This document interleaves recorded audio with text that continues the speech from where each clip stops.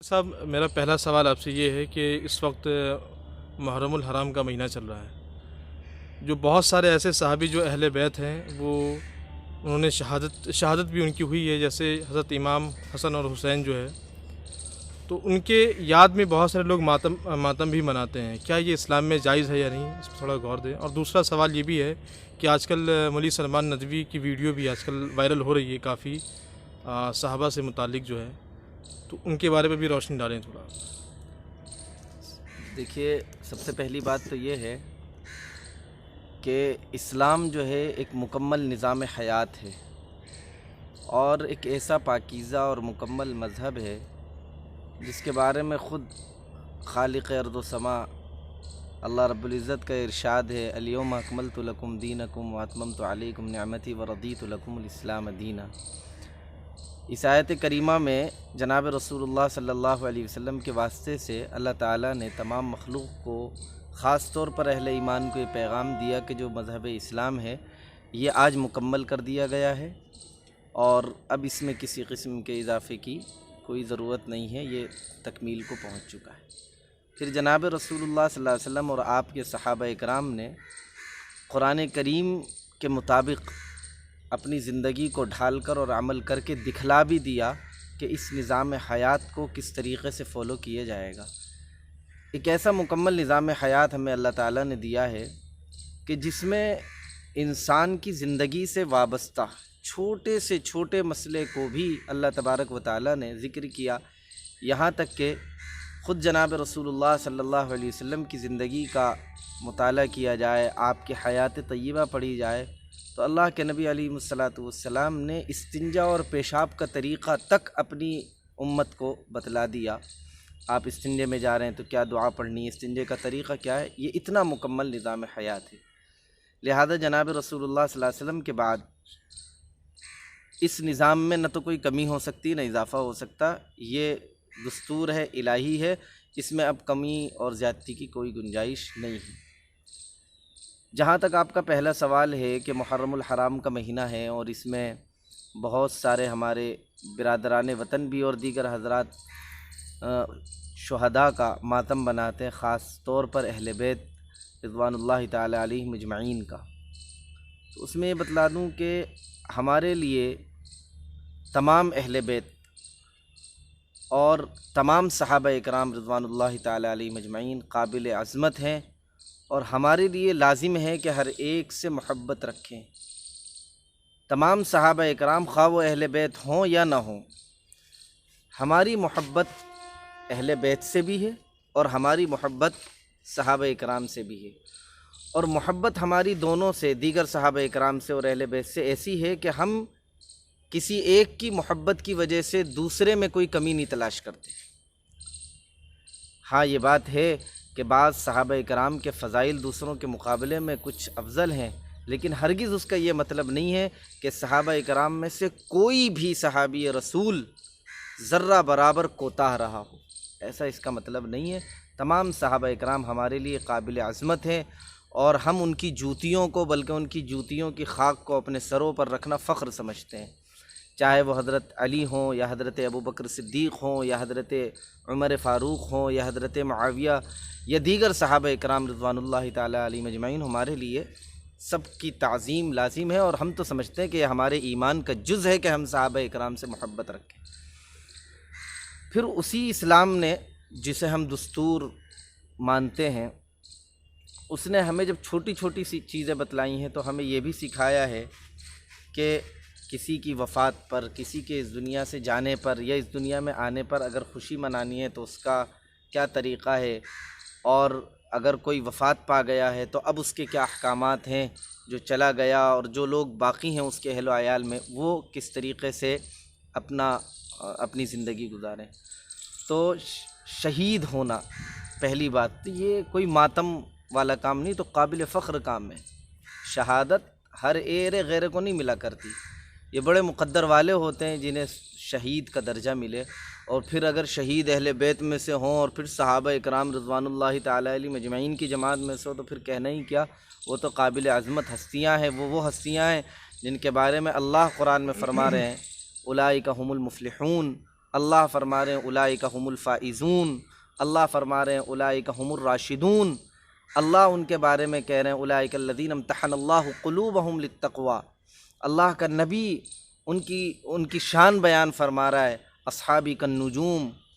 اور اللہ کے نبی فرما رہے ہیں خبردار میرے بعد میرے کسی صحابی کو گالی نہ دینا، ان کو برا بلا نہ کہنا۔ اللہ کے نبی فرماتے ہیں کہ اگر تم میں سے کوئی شخص احد پہاڑ کے برابر سونا اور چاندی اللہ کی راہ میں خرچ کر دے تو میرے کسی صحابی کے ایک مد، ایک چلو، بلکہ آدھی چلو کی بھی برابری نہیں۔ یہ تو صحابہ کرام کی جو تعریف اللہ اور اس کے رسول نے کی ہے، تو پھر ان میں سے کوئی شہید ہو تو بڑا درجہ ہے، لیکن شہادت پر ماتم کرنا یہ اسلامی طریقے کے خلاف ہے۔ شہید جو ہے اس کے بارے میں قرآن کریم میں جو ہمیں ملتا ہے وہ یہ ہے کہ وہ تو زندہ ہے، بل احیاء عند ربہم یرزقون، اللہ فرما رہے ہیں کہ وہ تو زندہ ہیں اور اللہ کی طرف سے انہیں رزق دیا جاتا ہے۔ اب ان کی حیات کا درجہ کیا ہے، کس اعتبار سے، اس کی بحث میں جانے کی ضرورت نہیں، لیکن جس کو اللہ نے زندہ کہہ دیا پھر اس پر ماتم کرنے کا تو کوئی مطلب ہی نہیں ہے۔ تو ماتم اگر ہوتا 1% اگر مان لیا جائے کہ اسلام میں کسی کی وفات پر ماتم کی کوئی گنجائش ہوتی تو اس دنیا کا سب سے عظیم ترین انسان، سب سے کامل و مکمل ذات اگر کوئی ہے تو جناب محمد رسول اللہ کی ہے۔ آپ کا اس دنیا میں آنا، جس دن آپ آئے، جس وقت آپ آئے، جس گھڑی میں آپ آئے، اس سے زیادہ مقدس کوئی گھڑی اس زمانے کے لیے نہیں ہے۔ اور آپ علیہ الصلاۃ والسلام جب اس دنیا سے تشریف لے گئے ہیں تو وہ سب سے زیادہ تکلیف کی گھڑی تھی، لیکن ہم دیکھتے ہیں کہ صحابہ کرام رضوان اللہ تعالیٰ علیہ مجمعین نے آپ علیہ السلام کا کوئی ماتم نہیں بنایا۔ تو جب سید الاولین والآخرین کا ماتم نہیں، اور خود حضرات اہل بیت نے ماتم نہیں بنایا، نہ حضرت علی نے ماتم کیا، نہ حضرت حسن و حسین نے ماتم کیا، نہ آپ کی بیٹی حضرت فاطمہ نے کیا، نہ حضرت عائشہ نے کیا، کسی نے ماتم نہیں کیا، تو پھر ایک زمانہ طویل، زمانہ صدیاں گزر جانے کے بعد کوئی کہے کہ نہیں جی ماتم ہوگا اہل بیت کی شہادت کا اور فلاں کی، تو یہ غیر اسلامی نظریہ ہے۔ پھر اگر شہیدوں کی شہید کی موت پر ماتم کرنے کی کچھ اور گنجائش ہوتی تو پھر سید الشہداء حمزہ، اللہ کے نبی فرما رہے ہیں کہ شہیدوں کے جو سردار ہیں حضرت حمزہ رضی اللہ تعالیٰ عنہ، اگر ماتم کی کوئی گنجائش ہوتی تو حضرت حمزہ کا ماتم کیا جاتا۔ تاریخ میں واقعہ کربلا ہی ایک واقعہ نہیں ہے، اس کے علاوہ حضرت عثمان غنی رضی اللہ تعالیٰ عنہ کی شہادت کا واقعہ کتنا دردناک ہے، کس طریقے سے حضرت عثمان غنی رضی اللہ تعالیٰ عنہ کو شہید کیا گیا۔ 40 روز تک آپ پر پانی اور دانہ کھانا پینا بند کر دیا گیا، مدینے میں رہتے ہوئے آپ خلیفۃ المؤمنین ہیں، ایک اشارہ کرتے صحابہ اکرام کی جماعت بلوائیوں کو بھگا سکتی تھی، لیکن مدینہ اللہ کے نبی کا شہر ہے، وہاں بدامنی نہ ہو، تو اپنے اوپر ہر طرح کا ظلم سہا، لیکن مدینہ کے اندر کوئی ایک ذرہ برابر خون خرابہ نہیں ہونے دیا۔ تو ماتم تو حضرت عثمان غنی رضی اللہ تعالیٰ عنہ کا ہوتا، لیکن کوئی نہیں بتلا سکتا کہ کسی تاریخی روایت میں بھی ہو کہ صحابہ اکرام نے اللہ کے نبی کا یا آپ کے اہل بیت میں سے کسی کا یا صحابہ اکرام میں سے اپنے ہی میں سے کسی ایک کی شہادت پر دیگر صحابہ اکرام نے ماتم کیا ہو، کوئی تاریخ نہیں دکھا سکتا، لہذا ماتم کا تو کوئی مطلب ہی نہیں بنتا۔ دوسری بات میں یہ کہوں جو سلمان ندوی کے حوالے سے آپ نے کہی ہے، میں ابھی یہ سمجھ رہا ہوں کہ میرے خیال میں انہیں علاج کی ضرورت ہے، اور میں درخواست بھی کروں گا ان کے جو اعزاء اور اقربا تعلق والے ہیں کہ براہ کرم وہ ان کا علاج کرائیں۔ ایک اچھے گھرانے سے تعلق رکھنے والے فرد تھے، لیکن یہ کوئی نیا معاملہ نہیں ہے۔ آج سے 2 سال قبل بھی انہوں نے سیدنا حضرت معاویہ رضی اللہ تعالیٰ عنہ کی شان میں گستاخی کی تھی۔ اس کے بعد میں نے ان کے ایک بہت قریبی رشتہ دار سے گفتگو کی تھی اور میں نے کہا تھا کہ آپ سمجھائیں، ابھی تک معاملہ تو آپس میں ہم زمانہ لوگوں تک تھا، لیکن اب صحابہ اکرام کی ذات پر بھی انہوں نے انگلی اٹھانی شروع کر دی ہے، کہیں ایسا نہ ہو کہ اللہ رب العزت ناراض ہوں اور یہ اور بھی آگے بڑھ جائیں، جیسا کہ ہم دیکھ رہے ہیں۔ اس کے بعد بہت سارے واقعات ہوئے ہیں، انہوں نے قرآن کی ترتیب کے سلسلے میں بھی امت کو انتشار میں مبتلا کیا، اور بھی بہت سارے واقعات ہیں، اور ابھی 2 دن قبل بھی میں نے دیکھا کہ انہوں نے اسی طریقے سے اپنے ایک دم رافضیت سے بھرے ہوئے، ایسا معلوم ہو رہا تھا کہ یہ حب علی یا حب اہل بیت میں نہیں، بغض معاویہ رضی اللہ عنہ میں بول رہے ہیں، اور وہ حفوات بک رہے ہیں جس کا کوئی تعلق نہیں ہے۔ یعنی ایک طرف تو کہہ رہے ہیں حدیث میں یہ موجود فلم، دکھائی کوئی حدیث، تاریخی حوالے بیان کر رہے ہیں۔ میرا تو ایک موٹا سا سوال ہے، اگر ذرہ برابر عقل ان کی باقی رہ گئی ہے تو سوال انہی سے ہے، حضرت معاویہ رضی اللہ تعالیٰ عنہ، میرے لیے حضرت علی رضی اللہ تعالیٰ عنہ بھی مقدس، حضرت علی خلیفہ راشد ہیں، جو فضائل حضرت علی کے ہیں یقینی حضرت معاویہ کے وہ فضائل نہیں ہیں، لیکن درجہ صحابیت میں تو دونوں برابر ہیں، لہذا میری اوقات کیا ہے کہ میں ان کے اوپر انگلی اٹھاؤں؟ اللہ اس روز سے پہلے میری جان نکال لے، جس روز خدا نخواستہ میری زبان سے یا میرے دل میں حضرات صحابہ اکرام کی جماعت میں سے کسی ایک کے بارے میں بھی ذرہ برابر شک پیدا ہو، اللہ اس سے قبل مجھے اس دنیا سے اٹھا لے۔ یہ وہ مقدس جماعت ہے کہ ان سے محبت ہی تو دراصل ایمان کا تقاضا ہے۔ بہرحال حضرت معاویہ اور حضرت علی رضی اللہ تعالیٰ عنہ، اور پھر حضرت معاویہ اور حضرت حسنین کا جو اختلاف ہے وہ موجود ہے، ٹھیک ہے، ان کا جو اختلاف تھا ایک اجتہادی چوک یا جو بھی کہیں اسے، لیکن میری یا کسی شخص کی اوقات نہیں کہ ہم حضرت معاویہ پر انگلی اٹھائیں، ہماری کوئی اوقات نہیں ہے۔ انہوں نے حضرت معاویہ کے بارے میں جو کچھ کہا، میرا سوال یہ ہے ان سے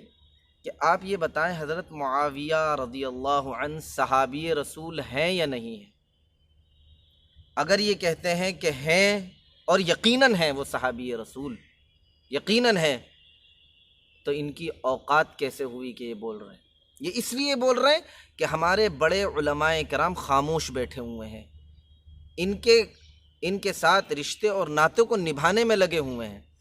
اگر کوئی غیر مسلک کا آدمی کچھ کہتا ہے صحابہ اکرام کو تو ہم آگ بگولا ہو جاتے ہیں، اس کے خلاف فتاوے لکھ دیتے ہیں، اس سے قطع تعلق کر لیتے ہیں، لیکن سلمان ندوی نے اگر لکھ دیا تو کیوں نہیں ان کے خلاف بولا جا رہا ہے؟ یہ ہماری کمزوری ہے، ہمیں ان کے خلاف بولنا چاہیے، اور تمام علماء کو ان کے خلاف تحریری طور پر ایک خط جاری کرنا چاہیے جس سے امت ان کے فتنے سے محفوظ رہ سکے۔ تو اگر یہ کہتے ہیں کہ حضرت معاویہ صحابی ہیں اور یقیناً ہیں، تو ان کی اوقات کیا دو کوڑی کے آدمی کی حضرت معاویہ کے اوپر طنز کریں یا کسی بھی صحابی رسول کے بارے میں کچھ کہیں؟ اور اگر یہ کہتے ہیں کہ نہیں، نعوذ باللہ، ان کا دماغ اتنا خراب ہو گیا کہ صحابہ کی جماعت میں سے ہی حضرت معاویہ رضی اللہ تعالیٰ عنہ کو نکال رہے ہیں، تو پھر میرا سوال یہ ہے کہ اگر حضرت معاویہ رضی اللہ تعالیٰ عنہ صحابی نہیں تھے، نعوذ باللہ من ذالک، تو حضرت حسن رضی اللہ تعالیٰ عنہ نے حضرت معاویہ سے جو معاملہ کیا، جو بیعت کی، اس میں بہت ساری شرائط تھیں۔ ایک طرف تو یہ ہے کہ آپ کے بقول وہ غلط تھے، تو کیا حضرت حسن نے یہ جانتے ہوئے کہ حضرت معاویہ غلطی پر ہیں اس کے باوجود بیعت کر لی تھی؟ تو یہ تو نعوذ باللہ آپ نے حضرت حسن کی بھی توہین کر دی۔